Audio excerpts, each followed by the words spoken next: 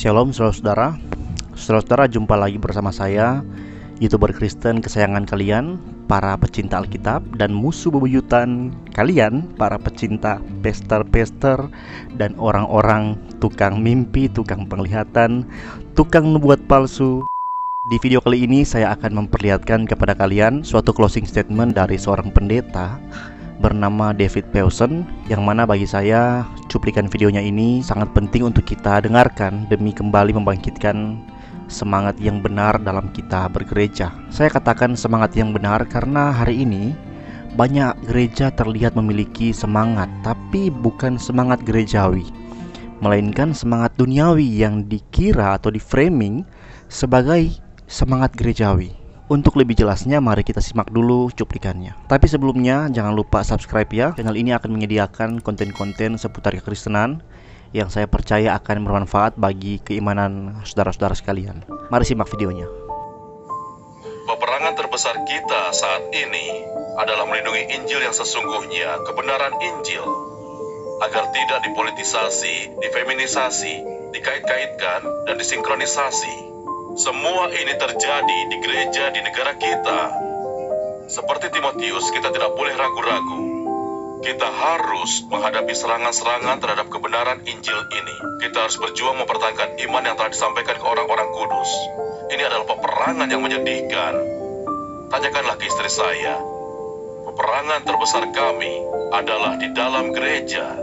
Berjuang untuk kebenaran Injil.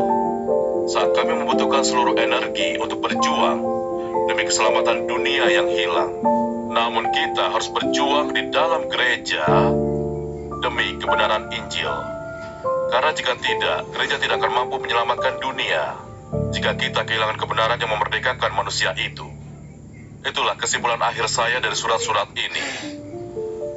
Jika ada seorang Timotius atau Titus, maka berjuanglah untuk kebenaran Injil dan untuk gereja yang memperelok Injil serta menjadikannya menarik bagi dunia luar, mempertunjukkan sekaligus menyatakan kerajaan Allah. Amin.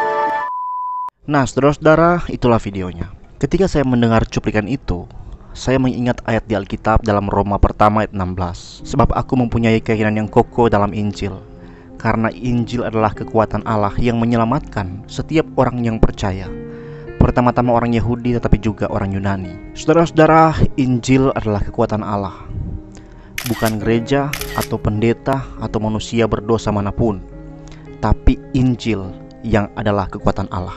Gereja, pendeta, manusia berdosa manapun, termasuk YouTuber Kristen ya, para apologet seperti saya, hanya sebatas menjadi sarana atau alat dari Allah untuk Allah pakai demi menyatakan kekuatannya. Tapi juga bisa Allah tidak pakai gitu loh.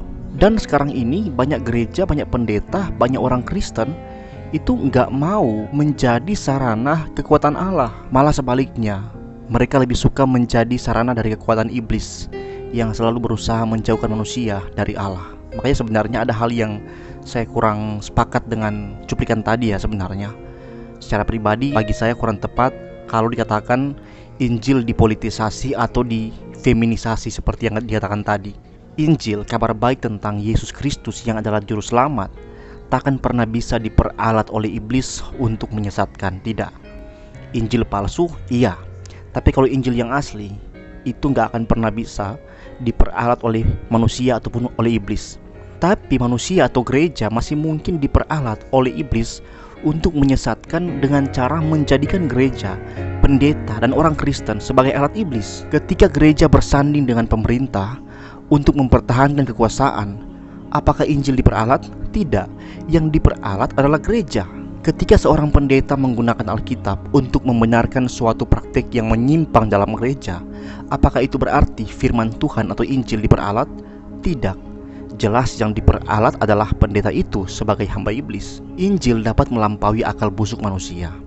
Meski memang ada gereja yang dipakai iblis untuk melakukan penipuan, tapi Injil bisa masuk dan menyelamatkan orang-orang tertentu di dalam gereja yang dipakai iblis itu, atau gereja yang sesat. Tapi saya sangat setuju apa yang dikatakan oleh Pak David Powson tadi ketika dia berkata bahwa kita harus memperjuangkan Injil di dalam gereja. Dengan kata lain, dalam bahasa saya, kita harus menjadikan diri kita sebagai sarana Tuhan dalam menyampaikan Injil pun pertama-tama di dalam gereja sendiri. Injil mengarahkan orang untuk menemukan Kristus lewat firman-Nya. Kalau saudara-saudara mau menjadi seorang yang dipakai Tuhan untuk menginjil, saudara-saudara pertama harus mengerti firman Tuhan, harus mengerti ajaran yang para rasul catat yang hari ini kita pegang sebagai Alkitab, firman Allah yang tertulis. Gereja, pendeta, orang Kristen harus melayani firman Tuhan, pahami firman Tuhan, nyatakan firman Tuhan. Tapi sayang, banyak gereja hari ini tidak bedanya dengan klub malam, tempat orang mencari kesenangan joget-joget, nari-nari tanpa sama sekali ada pengajaran firman Injil yang diajarkan. Banyak gereja hari ini tidak bedanya dengan kelas motivasi, tempat orang mencari bagaimana bisa memiliki semangat dalam hidup yang penuh pergumulan ini.